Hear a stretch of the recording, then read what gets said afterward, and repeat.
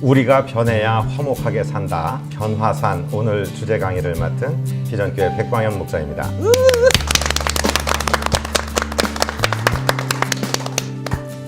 세상이 갈수록 안정되어 간다, 살만해진다 라고 보시는 분도 있지만은 여전히 이 세상은 사고도 많고 사건도 많고 우리가 해석할 수 없는 슬픈 일도 많이 일어납니다.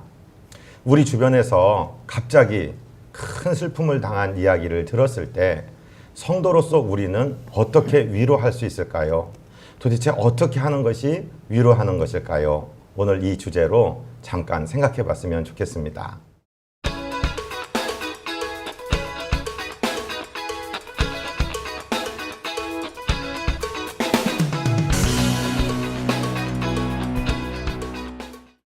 슬픈 이야기를 듣는 순간 우리가 첫 번째 취해야 될 행동, 자세는 바로 기도하는 것입니다. 우와, 이거 어떻게 하지? 이렇게 생각하는 것보다는 주님 어쩌면 좋지요? 하고 기도하는 것이죠.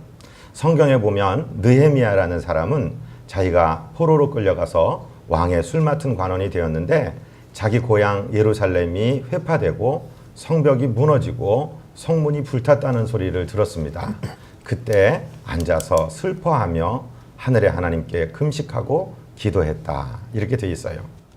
우리 주변에 어떤 분이 가족 중에 한 분이 하늘나라로 갔다거나 큰 사고를 당했다거나 정말 말기암이 발견이 됐다거나 이런 슬픈 소식을 만날 때 우리는 먼저 기도하는 자세가 가장 요구된다는 것이죠.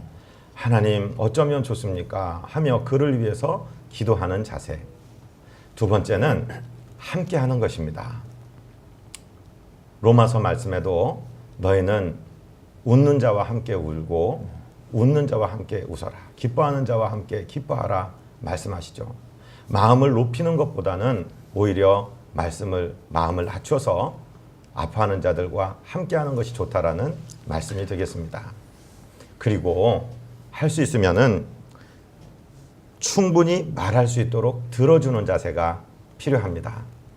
슬픔을 당한 분도 자기 입으로 그 슬픔을 이야기하다 보면은 어느 정도 위로가 되거든요. 우리가 무슨 말로 그를 위로해 주려고 노력하는 것보다 공감하고 경청해 줌으로써 충분히 말씀하실 수 있도록 하는 것이지요. 야고보서 1장 19절에도 우리가 듣기는 먼저 하고 말하기는 천천히 하라고 우리에게 가르쳐주고 계십니다. 충분히 말하게 함으로써 그 슬픈 일을 털어놓으면서 어느 정도의 위로를 얻을 수 있게 되는 것이죠. 우리가 정말로 조심해야 될 것은 어떤 일에 대해서 섣부르게 말하지 않는 것입니다. 또는 인과응보적으로 접근하면 안 됩니다. 욥을 한번 생각해 보십시오. 욥이 무슨 잘못을 해서 그런 시련이 온 것이 아니라 하나님의 영광을 위해서 시련이 왔는데 새 친구가 와서 슬퍼하기는 했습니다. 같이 울기도 했습니다. 그런데 나중에 위로한답시고 한 말이 너 분명히 무엇인가 숨은 죄가 있을 거야.